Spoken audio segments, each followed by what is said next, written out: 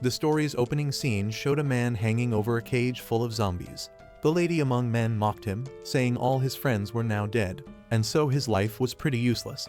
In his agony, Zhang Xiaoyang wished he could undo what happened to his friends and blamed himself for their deaths.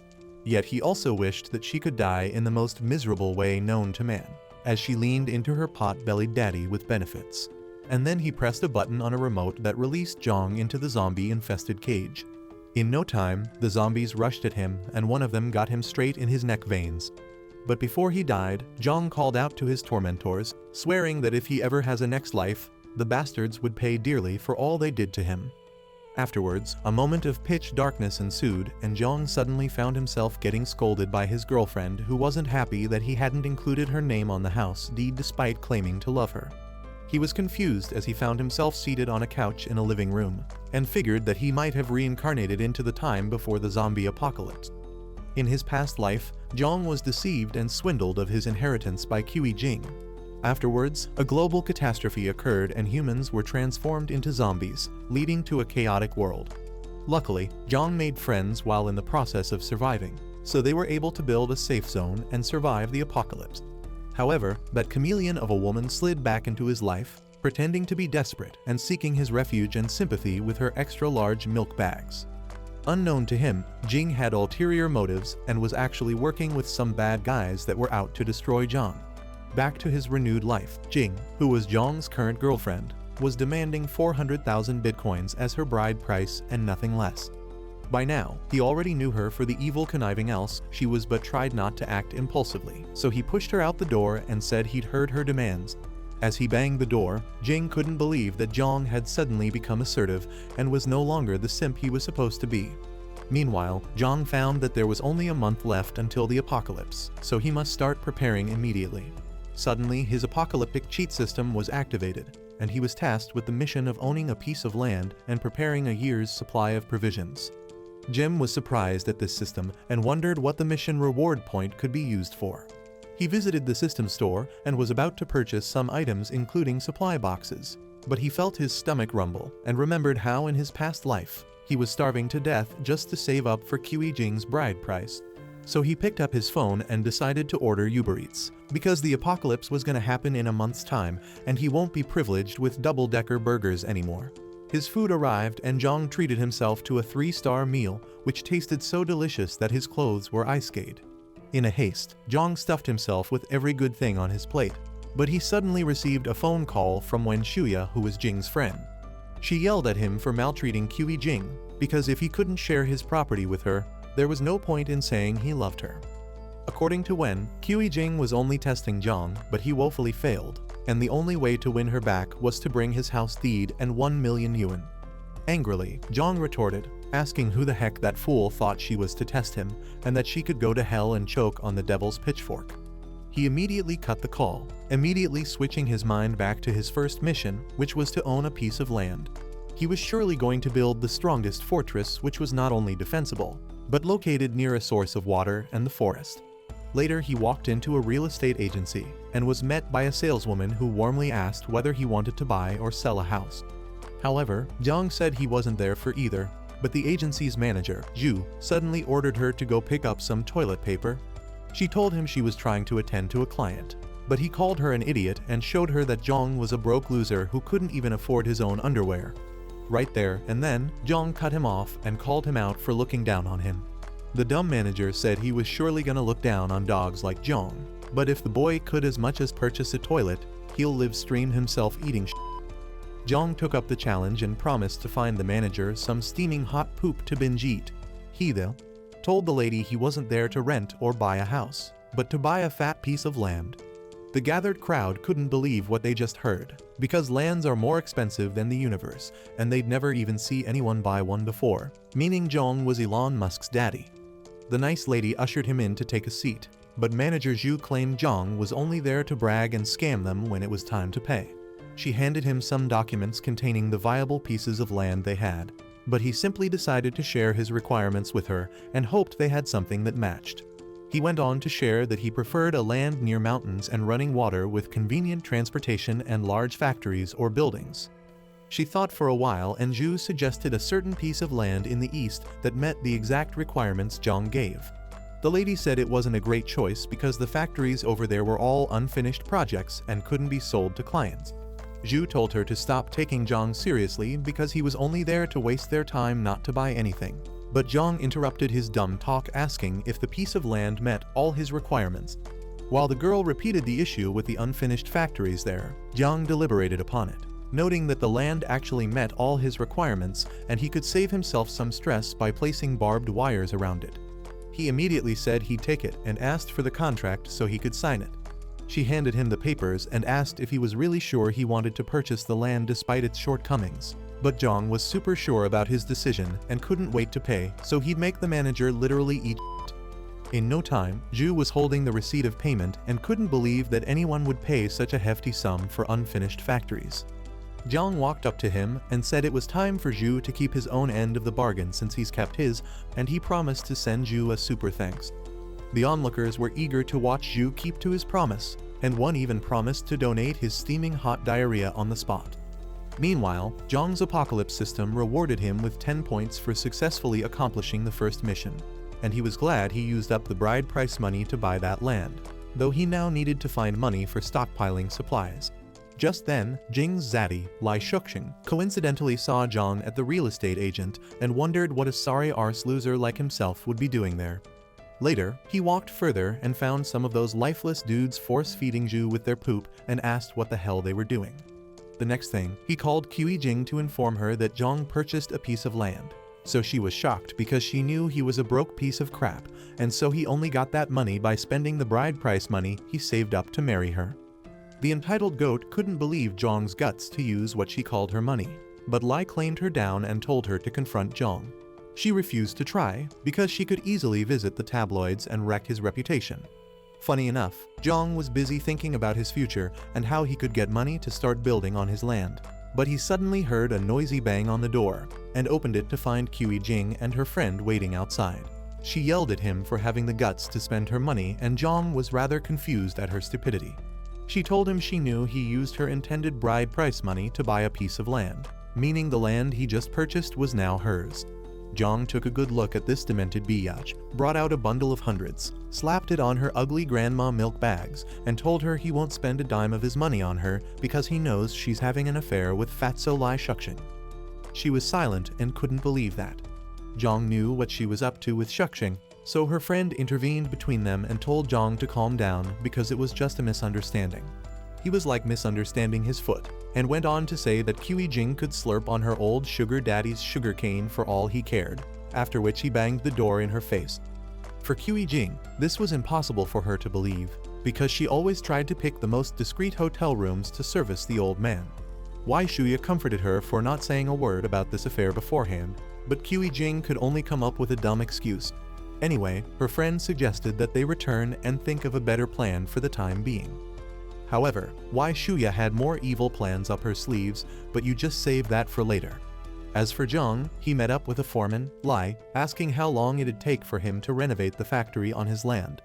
However, the foreman only wanted to know who on earth Zhang had offended. Zhang told him to mind his business and tell him how long the reconstruction will take within a month. But the man said it was humanly impossible to achieve it in a month. Zhang said he wasn't up for nonsense and would hand the contract to someone else, but the man said he only meant it'll cost more. Zhang asked him to name his price, and the man said it'll cost about 20 million, and to start work, they needed a 5 million yuan deposit. Zhang said he could start and expect to get paid within the week, and that if he didn't pay up as agreed, Foreman Lai could take ownership of the land. Just then, Wai Shuya showed up at the site, cozying up to the rather confused Zhang while he tried to make sense of her actions. She acted surprised to see him, but Zhang remembered how she joined Qi Jing to scam him in his past life. He asked what the heck she was doing there, but Wai Shuya ignored the question, asking if he was planning to build a villa on his piece of land. He angrily retreated his hands from her embrace, saying whatever he did with his piece of land was none of her business. Wai Shuya was upset and pissed as heck, because on a normal day, he was such a weak, one-minute man who'd blush even at her voice, but now she couldn't even get him to look at her. As Zhang ignored her to keep tabs on his construction work, Wai was even more annoyed with him and refused to let her chance to replace Qi Jing and take over that piece of land. Back at home, Zhang was calculating what he got from pawning his house to the bank and realized that the realized amount won't suffice for anything. So he figured since the apocalypse would be occurring soon anyway, he had nothing to lose by selling his house to multiple people. But just then, he heard a knock on the door and thought it was his grandpa neighbor who was trying to purchase all the building floors. Zhang had initially refused to sell that house because he intended to use it as his matrimonial home. So the old man had resorted to using underhanded methods to frustrate his life, like taking a dump at the entrance of his home.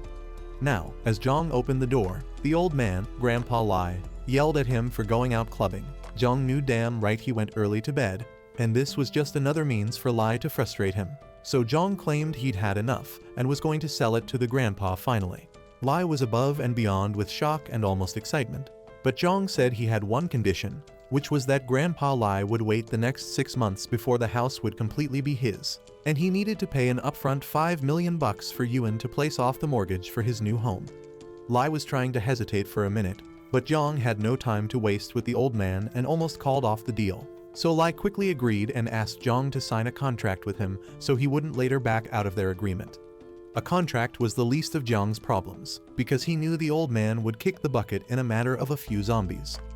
With $5 million from Grandpa Lai and $3 million as a bank loan, Zhang was set to complete his systems' missions and receive more rewards.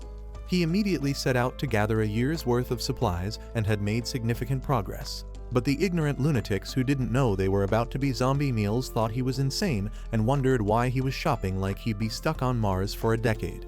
Anyway, Zhang had successfully completed the system's mission and gained 10 points, but that was exactly what he needed to purchase his first supply box, and he wasn't so excited to lose all his points on one box. However, he went on with it and purchased it, after which he was rewarded with a level 1 space ring which contained 500 square meters of space, and in that space, time would stand still. This gave Zhang an idea, and he found that even if he stored fresh good, with this new ring, they won't go bad. His next mission was to gather 10 years worth of supplies with a reward of 20 points. But just then, some dude showed up, asking who the hell was causing such a ruckus. He apparently recognized Zhang, who recognized him as Yang Tao, an idiotic schoolmate who hung around with bullies and became a notorious bully himself. Yang Tao warned Zhang to return the items to their spaces or face his wrath. But Zhang simply called him out for attempting to bully him, and also asked if that was how the store treated its customers. Yang Tao was surprised to find out that Zhang actually intended to purchase the items, so he demanded that Zhang pay for the items immediately or risk getting a good beating from Daddy's wand. About an hour later, Zhang's bill was calculated at over 50,000 yuan, so Yang Tao told him to pay up ASAP. Without hesitation, Zhang swiped his card and Yang Tao watched shamefully as the transaction was marked as a successful one. He decided to walk away like the shameless fool he was, but Zhang called him and asked him to apologize for being so rude to him, otherwise he'd return all the goods. Yang Tao said the brat was overstepping his boundaries, but other customers took sides with Zhang and began live streaming what was happening while demanding that Yang Tao actually apologizes to Zhang. The latter demanded that if Yang Tao complied and apologized as demanded, he'd purchase even 10 times what he bought earlier. Yang wasn't buying his story, so Zhang asked for a POS machine so he could show him his balance. He swiped his card and Yang saw about 700,000 yuan, much to his shock, so Zhang asked him to apologize and he'll actually keep buying. Yang Tao was angry and gritted his teeth in frustration, but he eventually bowed his head and apologized to Zhang, who tapped him on the head like a good old dog. However, Yang Tao asked why Zhang was buying so many stuff, and he said it wasn't his business and he was planning a big deal. Yang said it would be better for Zhang to contact wholesalers if he was really all about his big deal. And when Zhang asked for any wholesaler's contact, Yang mentioned Zhang Shengzhe, who was one of the bullies Zhang had to deal with. The moment Shengzhe met Zhang, he resorted to insulting him, saying he was just a rich kid wannabe who was broke in reality. He also insured Zhang's hoodie because it was gotten from a $1 store, and physically attacked Yang for bringing such a low-budget client for him. However, Yang told Di that Zhang was actually a big hit, but the idiot said he was experienced in knowing rich clients just from a glance. Jim smirked and said it seemed his aura was pretty poor, which explains why he wasn't looking intimidating to a homeless illiterate who looks down on people. The merchant got upset and jacked Zhang by the collar and asked him to repeat what he just said, but Zhang wasn't even sacred to repeat the words he said, and even offered if Zhang would prefer to be called a snob. In the midst of their confrontation, Yang begged Zhang not to trigger Ji because he knows he's an illiterate, but he hates anyone calling him that. This angered Ji, who turned his attention to Yang and told him to shut his stinky hole up if he can't talk properly. He also said that if Zhang didn't purchase a carload of goods, he'll be on his knees getting hit from behind. Zhang warned him to let go of his collar, and then he asked for Ji's account details, so in a few minutes after he'd had transferred 1 million yuan, Ji was shocked to his core. On the other hand, Zhang called that an initial deposit because he wanted to purchase items worth 5 million yuan, so he asked Ji to prepare the truck already. The merchant asked Zhang what sort of goods he wanted, and he said he wanted anything edible or drinkable. He asked Zhang to follow him, but Ji really just wanted to sell his nearly expired products to Zhang. When they got there, the merchant said he'll give Zhang a 10% discount if he purchased that batch of goods, but Zhang surprised him when he insisted on being sure about the quality of the goods. He went straight to inspect one of them and concluded that only the topmost layer of goods were good, and the innermost layers contained nearly expired goods. For that, he called Ji a schemer, and the idiot was surprised that Zhang would be knowledgeable enough to escape that scam. The fool offered to give Zhang a 50% discount if he agreed to purchase all the nearly expired goods, but Zhang said he was only interested in buying high-quality goods.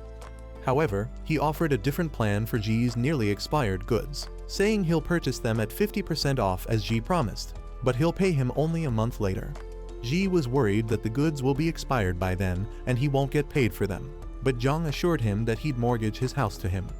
Still, Ji was surprised that Zhang knew the quality of those goods, but still agreed to purchase them, so he asked who his channel was, and Zhang said he was the sauce. That's because in a matter of days, even expired food would be worth a fortune. But since Ji had no idea what this gigachad was saying, Zhang told him to ignore the specifics and find a way to deliver the goods. Suddenly, Zhang received a call from an unknown number asking if he wanted to sell his house. So he concluded business with Ji, and the scene switched to Zhang receiving a 400,000 deposit from an old dude for his house, on the condition that Zhang would vacate the house in 3 months' time. He was eager to sign a contract with Zhang, and this raised suspicions on the young man's end, so he asked that grandpa why he was so desperate to move into his house. The old man said he was trying to find a house for his granddaughter who was switching to a new school, and the only house up for sale in the area was Zhang's. Zhang was moved by the man's honesty and asked if he wasn't scared that he'll switch up on him and increase the price of his house. But the old man said he had exhausted his entire family savings just to purchase that house. Anyway, Zhang assured him that he wouldn't scam him, and then he turned over a copy of the signed contract. So the happy old man was satisfied and decided to return home. Unfortunately, Zhang could tell that the old man and his granddaughter were unlikely to survive the apocalypse, so he asked him to hold on and then asked for his current address. Much later, Zhang returned to his construction site, and the foreman asked him about the second payment because the construction work had progressed up to 70% and the warehouse was sturdy. Immediately, Zhang called Ji to begin delivering the goods to his warehouse, and he gave the construction workers some really juicy bonuses while instructing them on how to store the food items. The day had finally come to an end and Zhang had successfully completed the mission of storing 10 years' worth of food, so the system rewarded him with 20 points and new boxes were added.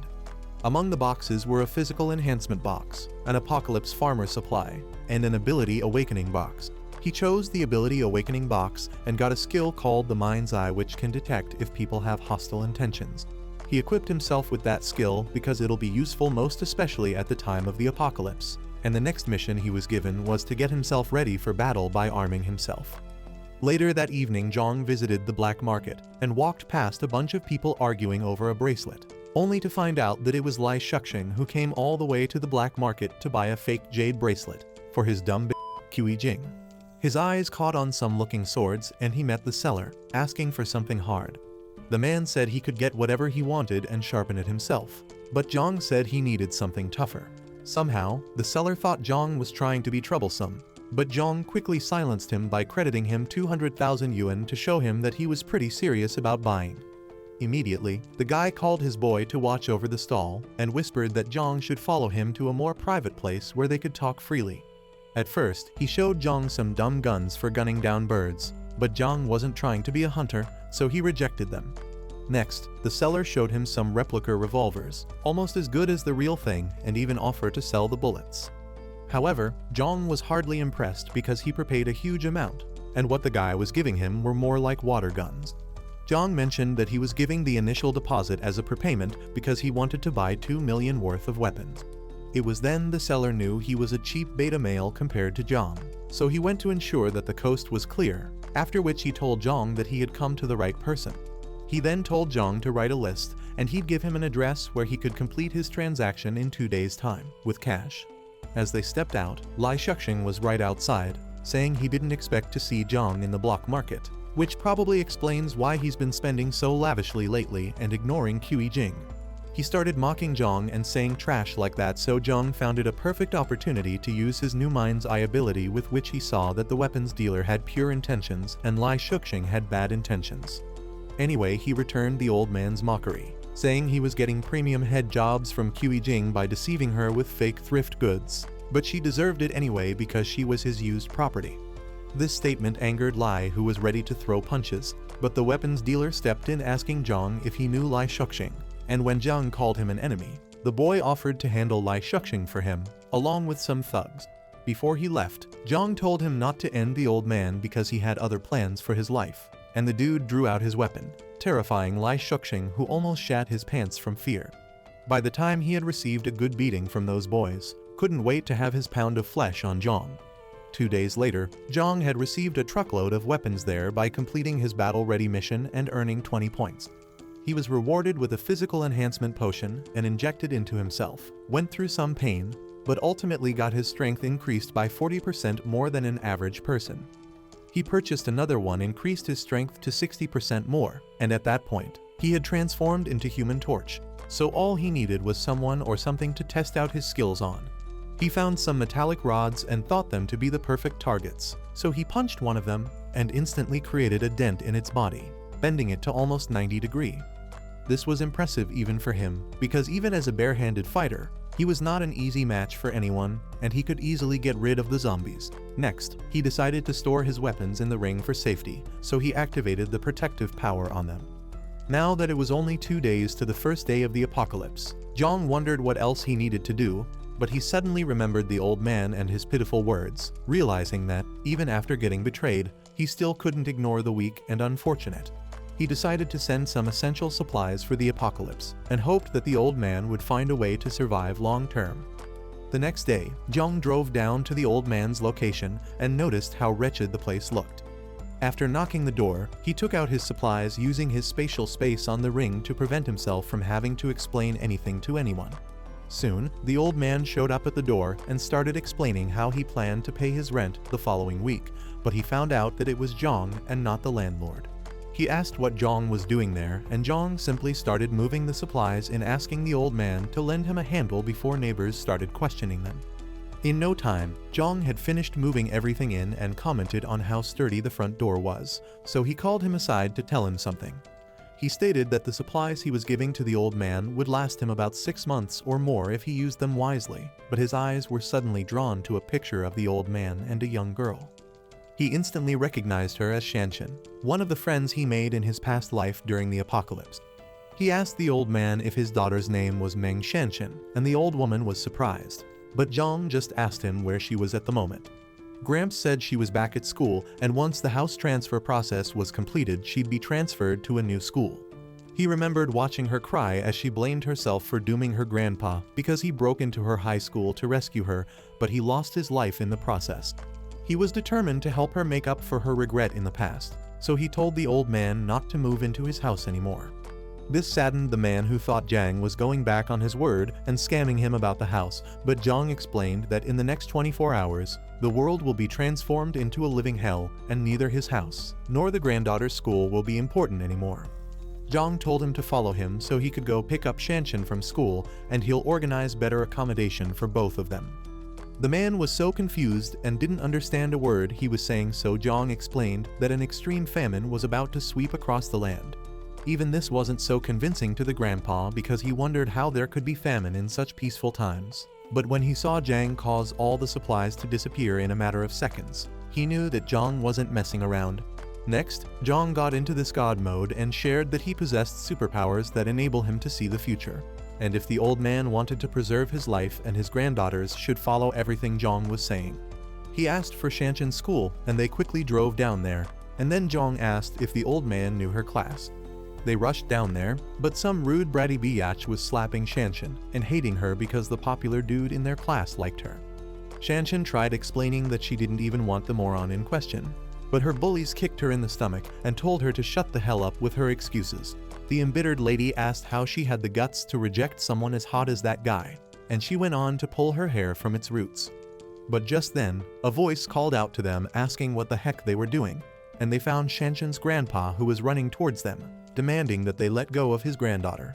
However, some young demented waste of breath stepped in and called him an old fart, asking him to leave young folks to handle their matters by themselves. He intervened regardless and pushed them away, calling them mannerless runts whose parents should have used the damn rubbers when they had the chance. As he pushed through, one of the boys lifted a weapon to hit the grandpa, but his hands were suddenly stopped by Zhang, who called them out for wasting away as thugs instead of learning their ABCs. Some dudes were mocking him and thought he was Shanshan's older brother, but he surprised them when he kicked their friend into oblivion. They wondered if he was taking lessons from One Punch Man with that wonderful result, and decided it'd be better if they took him down together. That was the worst idea ever because Zhang calmly waited and planned against their attacks. As one of them landed the opening swing, Zhang dodged it and jerked him up by the collar, flipped him into the hard ground, making his eyes roll to the back. The unfortunate blonde ran with a knife, attempting to sneak an attack on Zhang from behind, but the alpha grabbed the knife and kicked his flat, deflated buns to the ground, after which he lay passed out like his partner. After watching this, that ugly sheik and her useless friend became scared and asked what he intended to do with them. Without giving them a chance to think, Zhang slapped the stupid girl and gave her the finest shade of blush she'd ever find, while he dragged her friend by the hair since she had that hair-pulling fetish. He soon pulled out a knife and placed it at her neck and before they knew it, he slit her throat because he suddenly got possessed by his inner demons. Just kidding though. The girls watched in shock as the lady fell to her knees and found that Zhang had cut off her hair, enraging her as she threatened not to let him get away with what he'd done. However, he calmly told her that she won't be in need of that long hair in the next few days to come because it'll be her letting zombie daddies feast on her long hair. He told Shanshan to get up, and in the car, she was shocked to hear that she won't be going to school because of massive famine. Now she did think her granddad had fallen for those scammers on WhatsApp for boomers, so she just hoped they hadn't scammed him of her trust fund this time around. Smiling at their back and forth, Zhang chipped in and explained that he was indeed the source of that unbelievable famine story, so Shanshan asked him who the heck he thought he was. He introduced himself and offered to role play as her older stepbrother henceforth, so she thanked him for stepping up to her bully, Sun Y and the others. She asked to confirm if there was really going to be a famine, but Zhang confessed that he only made that story up to convince her grandpa, who's probably never heard about a zombie. But there was as a matter of fact going to be an apocalypse, and to confirm his claims, Zhang urged her to check her phone for news events and videos because it was about time. Truly, she did find videos about some suspected rabies patients biting healthy people, including rumors of a foul-smelling smog. Zhang affirmed that those were signs of the apocalypse and that the next day would begin in earnest. It'd start off with a toxic smog that'd blanket selected provinces and mutate several people into zombies, while a number of those who died would also become zombies. Even though it was expected that Shanshan was young enough to know what zombies were, she found it unbelievable, so Zhang told her to fug around and find out. Soon, they were stuck in traffic, and even the emergency lanes were blocked. So Shanshan's grandpa was scared that they'd get stuck and be attacked by the zombies Zhang was talking about. However, the young lad was sure that it wasn't going to happen so soon, even though he doubted himself and predicted a small outbreak at their present location. Suddenly, a vehicle sprung out from the blue and zoomed past them into the emergency lane, but Zhang didn't let him get away with it and recovered his space. The fool called Zhang a brain rot behind wheels, and Gramps suggested that Zhang avoid the man's trouble because he looked wealthy and influential, but Zhang didn't mind sending the old fool to an early grave. An hour later, the queue started moving again, but that dude won't give up on cutting into their lane, so Zhang went rogue as well, even though Gramps wasn't exactly in support of him breaking traffic rules. However, Zhang couldn't care less because the world was going to shit in a couple of hours anyway. He zoomed past the other guy who placed a call to the traffic police, demanding that they provide Zhang's plate number so he could teach him a lesson. Much later, they arrived at Zhang's place, which was so unbelievably large to the grandpa. but Zhang told them to overdose on sleep because they won't be resting well for the next few days. In the morning, Shenshin woke up from a refreshing sleep and Zhang told her to follow him to the fortress he built. His fort was made of reinforced concrete and has a solid steel remote-controlled gate which can only be broken into with heavy weapons. He told her that without his permission, no one else was allowed to get into the fortress besides the three of themselves, but Shenshin was worried about survivors who needed refuge, hoping they wouldn't be left to die out there. He told them to follow him and further explained that during an apocalypse, humans are largely unpredictable and will be more evil than usual, so role-playing Mother Teresa will only shorten their lifespans. They arrived at a location with a buffer zone which would serve as a temporary shelter for survivors who show up in his absence, but under no circumstance would they let anyone into the fortress until he returned. He showed them the food storage next, and before showing them the weapons he used his mind's eye which showed that they trusted him so much. He finally showed them the weapons and asked them to ensure that they remained in control of those weapons without permitting anyone else in. The grandpa agreed to his terms and next up, the system gave Zhang another task to find his former comrade, Zhang Kai. He was worried about this task until the system pointed a blue arrow towards where he could locate his friend, so he set out to leave. He also warned them to adhere strictly to his instructions and told the anxious Shenshin that he was going to recruit more members to join their team, and then he drove out. The scene changed to a group of guys singing in a karaoke bar and two of them, with one of them being Zhang Kai, wanted to use the restroom. As they stepped out, Zhang Kai accidentally brushed shoulders with a lady who was obviously upset and glared at him, even after he apologized. Her boyfriend with serious anger issues just had to prove that his steroids weren't a waste of money, so he set out to hit Zhang Kai. He kicked him to the ground and Zhang Kai's nerdy friend came to check on him and even confronted the other dude for hitting his friend. But the lame dude decided to teach him a lesson for taking back, so he jerked up his collar and Zhang Kai was left with no option but plead for mercy. Just then, a barman saw the ruckus and intervened in the fight, but the tall dude shifted his attention to him and asked why he had the guts to touch him when his boss wouldn't. He told Zhang Kai and his other friend to hurry and leave, so they scurried back into the karaoke bar and shared their unfortunate incident with the wasted bastard. One of their friends asked why they backed down despite being engineering boys, so he decided he'd call their classmates to rally around and beat the MF up. However, Zhang Kai pacified him and they returned to their music. But just then, the wasted dude, his girlfriend, and some goons walked in with the beaten-up waiter, and he directed his goons to Zhang Kai and the nerdy one. Mr. Engineer, Zhang Kai's friend, said they shouldn't dare him to make a call, but one of the goons said no one permitted him to talk, so he grabbed a bottle and smashed it on his head, leaving the poor Chen Chong bleeding from his head.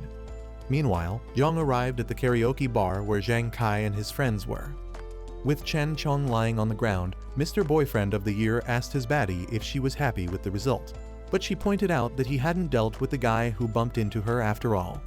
Next, the dude directed his attention to Zhang Kai, but Chong suddenly got up and picked a broken bottle piece which he raised against his assailant. He was restrained by the other thugs and the main dude yet again smashed another bottle on his head, knocking him out on the spot. This time around, Zhang Kai and his nerdy companion rushed at the man and his goons, and they called out to their cowardly friend Lao Si to join them instead of peeing his pants like a hopeless dog. Zhang Kai engaged those useless thugs and kept calling unto his friends, but the beaten-up bartender suddenly had this villain look in his eyes and roared his way into the men, grabbed one of the thugs, and bit him on his neck. The other thug tried to intervene and save his other friend, but the rabid bartender turned to bite him instead, exactly as a rabies-infected dog would have. He also had enough strength to push the other thug to the ground and continue attacking him, but a hand suddenly showed up, picked the bartender by the neck and raised him into the air, the hand of none other than Zhang. He lifted him and smashed him against the glass wall, and then he commanded everyone to stop. Seeing his unbelievable strength, the guys wondered who the heck this kid was, and he asked Zhang Kai if he was bitten. Kai said he wasn't but wondered why, and Zhang just told him to follow him. As Zhang Kai got up to leave, the wasted dude dragged him back saying they had unfinished business. Suddenly, one of his goons, the one that got bitten by the rabid barman, coughed and complained that he was suddenly feeling dizzy, but his boss thought he had the flu. However, Zhang simply asked if he was bitten by the bartender, and he said he was. Even though Zhang didn't tell him, it was obvious that the dude was about to mutate soon. Anyway, he dragged the bartender out of the room, flung him into a secluded place, and shut the door. He was lucky that the zombies hadn't gotten tutorials on how to open doors yet. He soon switched to his mode and asked Zhang Kai which one of the idiots needed to be taken out, but Kai wasn't sure he knew this dude at all. The wasted dude rushed at Zhang because he was being too cocky at that point, but the moment he attempted to lay a finger on him, Zhang grabbed his animalistic face and smacked him into the ground. The other goon rushed at him, but one simple uppercut sent him into the ground, after which he started foaming from the mouth. His fellow companion told him to be a man and stop having seizures just from one punch, while Zhang asked them to come have a taste of Daddy's fists from behind if they were doubting what he could do. Afterward, he asked Zhang Qin to take his friends into the private room and wait for him. But while they left, the wasted dude and his cohorts said they were gonna leave too. Zhang questioned their audacity and confronted the other dude, saying he didn't even know his own name after getting so wasted.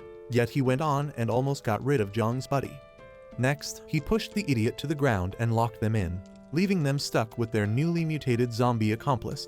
Zhang was having fun hearing the ruckus that ensued behind that door while they helplessly banged on it. So when an attendant came to ask what was up, Zhang instructed him to keep that door shut and informed the police that there was a rabid flu patient in there. He hesitated for a bit, but Zhang wasn't playing, so he slid the key in and locked the door. Meanwhile, Zhang returned to join Zhang Kai and his friends, after which he led them away from there. Meanwhile, the attendant was skeptical and wanted to reopen the door because the sounds coming from within were way too loud, but the other guy said he'd also heard about the rabid flu, so they decided to check the surveillance camera first. The moment they watched the footage, their eyes were filled with horror as they watched the rabid bartender and goons feasting on the bodies of the guy and his girlfriend. Meanwhile, the Zhang told the guys to hurry because that place was no longer safe, and he drove off with them. So Zhang Kai thanked him for coming to their rescue and asked him who he was. He introduced himself and said he was hired to protect them, even though they didn't need to know who his employer was. Lao Si asked if the rabid flu was real because YouTube's Karens claimed it was just another lie. But Zhang asked him if what they saw in the karaoke bar was just an illusion. The nerdo asked if there was a cure, but Zhang truthfully said the disaster won't go away and would only keep getting worse because it was an apocalypse after all. Just then they passed by a dude who was getting attacked by a zombie, and Zhang warned the others to follow his orders if they wanted to survive, so they agreed to do so. Just then, the system alerted him that his mission was accomplished and he'd been rewarded with 20 points. He saw some new boxed cards which he intended to purchase the moment he got to the fortress. But he also had one more problem with trusting these guys with him. In his past life, Zhang Kai was betrayed by one of his guys who murdered their other friends even though they treated him like a brother. Now Zhang only needed to find out who the traitor among Zhang Kai's friends was and fish him out. Meanwhile, Hui Jing was making her usual demands to lie, saying she was too terrified to go into the market. But suddenly, she heard a loud bang on the door and was so scared. So she checked through the peephole and found that it was just Wai Shuya. She actually came with bad news that one of the neighbors was taken away by the cops and an ambulance. She said it means the rabid flu was real, and then she asked her friend if Lai Shuxing delivered the supplies he promised. Hui Jing said he hadn't sent it, yet so her friend said that was why all men were scum and dogs. Anyway, Shuya said Hui Jing should tell Lu Shuxing that Zhang had a truck of supplies and was likely to make a fortune during the pandemic. That was quite sus, so asked how she found out. But her friend lied that she had some guys trail him, who noticed that a truck was always delivering supplies to his house. At that point, Jing realized that her ex knew about the apocalypse before it happened, so her friend told her to make the call immediately, so that when Lai makes some money, he'll give them a larger cut. Meanwhile, Zhang and the others arrived at the fortress, and Zhang Kai couldn't help but be amazed at how sturdy it looked. Zhang was welcomed by Shanshan and her grandpa, Shang Bo, so he introduced the boys Zhang Kai and his classmates to them, and vice versa. He charged Gramps to help him show some of the guys around and explain the fortress rules to them. But Yiming suddenly asked if Zhang could distribute some weapons to them so they could contribute in defending the place. Zhang shot him the most bombastic side eye known to mankind, while his friend whispered that he shouldn't be so eager and actually try to gain the trust first. However, Zhang said they'll get weapons in a few days. Seeing their wounded friend, he ordered them to take him to the medical room for a checkup, but later, Ziming asked his friend why he stopped him from demanding for weapons. He added that they were probably being held under house arrest, but Nerdo said he should keep his mouth shut because Zhang rescued them after all. However, Ziming insisted that they knew nothing about Zhang's background and the so-called person who hired him to protect them. Even worse, he claimed to be treating Chong, but that medical room was more secure than maximum security Brazilian prisons. That being said, he felt they should strike first, but Nerdo said that would be an act of treachery. Still, Ximing said he would rather betray his savior first than get betrayed, so he was going to seize control of the fortress and capture Shanshan and Shengbo. Besides, the girl was cute, so they could slurp in and out of her as they desired. His friends were so speechless, listening to him, so when he read the room, he quickly pretended he was just joking. Anyway, Zhang Kai was relieved to hear that he was only joking, and as they turned back, Ximing secretly realized that his friends weren't people he could make plans with. Meanwhile, Shengbo reported that the boys were doing fine, including Chen Chong, who was seriously injured. Zhang thanked him and advised him to rest, because anything could happen. Also, he asked him to keep an eye on the boys, because he felt one of them might end up being a traitor. Much later, Zhang went into his warehouse, and then he visited the systems shop where he purchased the Apocalypse Farmer supply box, the sugar, oil, and protein box, and the armed deterrent box. Each box was opened, and he received 50 corn seeds, some vegetables and sausages, along with over 1,000 rounds of ammunition, all which pleased Zhang. The next morning, some cars drove up to Zhang's house, which belonged to some armed thugs. Their commander instructed them to get rid of Zhang's house, and they immediately moved to destroy its gates.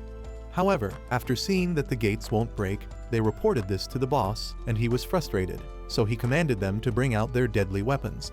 They removed some bottles of piss and threw them into the fortress together with lighters, and they kept this on until the entrance of the fortress was engulfed in flames. Does this mark the end of everything Zhang strived to build? And will he ever find out which of Zhang Kai's friends was the traitor? Comment, Qi Jing deserves the devil's jingle balls if you'd like to find out in part 2. Leave a thumbs up if you enjoyed the video and subscribe to the channel for similar content. And as always, thanks for watching.